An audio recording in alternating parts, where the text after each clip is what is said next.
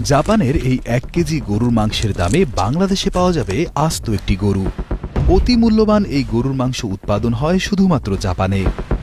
১৯৯০-এর দশকের পর থেকে জাপান এই বিশেষ জাতের জীবন্ত গরু বিদেশি রপ্তানি করা নিষিদ্ধ করেছে, যাতে অন্য কেউ এই খাঁটি জাত তৈরি করতে না পারে। একে জাপানিরা জাতীয় সম্পদ মনে করে।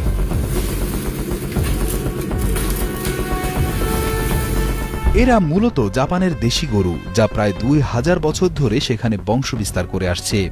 এটিকে বলা হয় ওয়াগু। ওয়া অর্থ জাপানি এবং গু অর্থ গরু। জাপানে জন্ম নেওয়া প্রতিটি গরুর একটি নিজস্ব ১০ সংখ্যার আইডি থাকে। তাদের নাকে কালি লাগিয়ে নোজ প্রিন্ট বা নাকের ছাপ নেওয়া হয়, যা মানুষের আঙুলের ছাপের মতোই নকল করা অসম্ভব। এদের ঘাসের পাশাপাশি উচ্চশক্তির খাবার যেমন গম, ভুট্টা, সয়াবিন এবং ধানের খড় খাওয়ানো হয়। এটি তাদের শরীরে চর্বি জমতে সাহায্য করে। জনশ্রুতি আছে যে তাদেরকে বিয়ার খাওয়ানো হয় বা মাসাজ করা হয়। তবে কিছু খামারি গরুর ক্ষুধা বাড়াতে এবং স্ট্রেস কমাতে বিয়ার খাওয়ায় এবং রক্ত সঞ্চালন বাড়াতে ব্রাশ দিয়ে মাসাজ করে। মূল লক্ষ্য হল গরু যেন কোনোভাবেই মানসিক চাপে না থাকে। ওয়াগু মাংসের প্রধান বৈশিষ্ট্য হল মার্বেলিং। সাধারণত গরুর চর্বি মাংসের বাইরে থাকে, কিন্তু ওয়াগুর চর্বি মাংসের আঁশের ভেতরে জালের মতো ছড়িয়ে থাকে, দেখতে অনেকটা সাদা মার্বেল পাথরের মতো।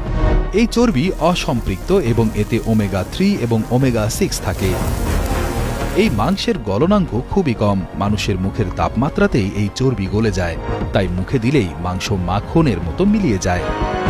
জাপানি ওয়াগুকে A1 থেকে A5 পর্যন্ত গ্রেড দেওয়া হয়। A5 গ্রেড হল সর্বোচ্চ। আন্তর্জাতিক বাজারে প্রতি কেজি A5 বাংলাদেশি টাকায় প্রায় ৩৫ থেকে ৬০,০০০ টাকা বা তারও বেশি হতে পারে। রেস্তোরাঁয় রান্না করা এক টুকরো স্টেক বা ঝলসানো মাংস ১০ থেকে ১৫,০০০ টাকায় বিক্রি হয়।